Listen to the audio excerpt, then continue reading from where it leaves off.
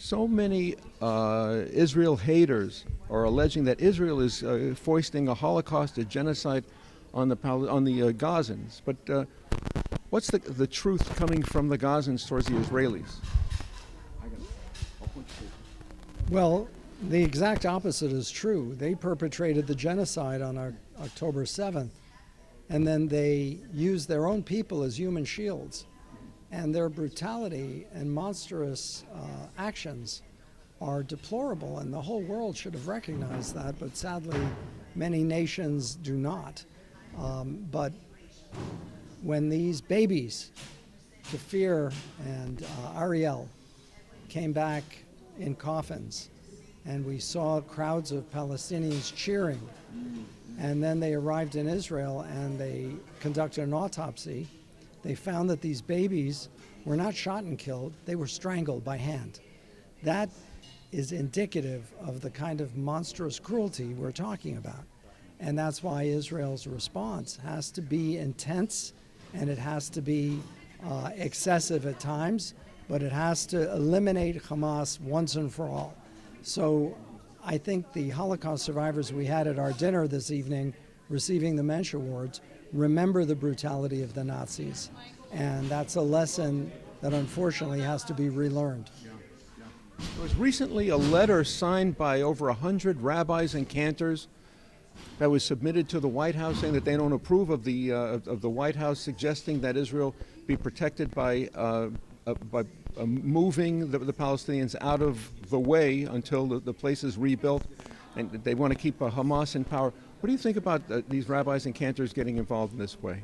Well, I don't want to disparage them, but I think they're naive and foolish. And frankly, it's incomprehensible. There can be no two-state solution. October 7th ended that. This is a population that has been poisoned from the age of 2, and you're not going to be able to rehabilitate. Now, are there 10, 15% of the Gazan population that wants to be rid of Hamas? Yes. And that's where possibly a future would be. But Gaza is rubble. These people can't go back to living there. They have to be, as many nations throughout history have seen, populations moved out either temporarily or permanently to other locations because they can't inhabit that same space. Tunnels were built, a huge 300-mile, more than the New York City subway system. Weapons were procured through the Egyptian tunnels and the Philadelphia corridor. This is a country that lived on not bread and meat and water, but it lived on weaponry designed for one purpose: to kill Jews, to kill Israelis. Right. But how do you feel about the rabbis interceding on behalf? I mean, American liberal rabbis who live in suburbia, trying to speak. I mean, the Israelis can speak for themselves. Is it their place, you think, to intervene? Well, I'm personally very disappointed and somewhat disgusted that they would take this position, but they're entitled to their opinion and they're entitled to express their opinion. But I think that the majority of Americans feel much differently, both Jewish Americans and Christian Americans. They see the reality, and the reality is very ugly. And I think they know that Israel has to be allowed to do what it's going to do, and those Arab so-called Palestinians who inhabit Gaza now, they're going to have to be relocated, hopefully temporarily while Gaza is rebuilt, which could be a decade. But for sure, if they are, you have a better chance of making sure that the next generation of infants are not indoctrinated with this poisonous Jew hatred from the age of 2 and 3. Yeah, that's a tall order, though. It is a tall order, but it remaining in Gaza is a taller order. It will be impossible to retain control over what happens to the next Gazan generation of Gazans. Around Christmas 2023, we had terrible anti-Israel demonstrations here in Beverly Hills. Last summer in 2024, there were demonstrations outside Temple Adas Torah on Pico Boulevard, right? And there were fights. People call it the Pico Pogrom. This past week, there was a demonstration in Borough Park. the neighborhood with the largest concentration, no pun intended, of Orthodox Jews. And there were fights, even one of the most vociferous, one of the most vitriolic fighter was a male registered nurse, a Pakistani, for instance. There weren't any arrests at Adas Torah. Do you think that the officials ought to have a stronger hand in dealing with this? Yes, I think on campus, all of those students who are on visas, who participate in demonstrations that threaten the lives of Jewish students and their safety need to be deported.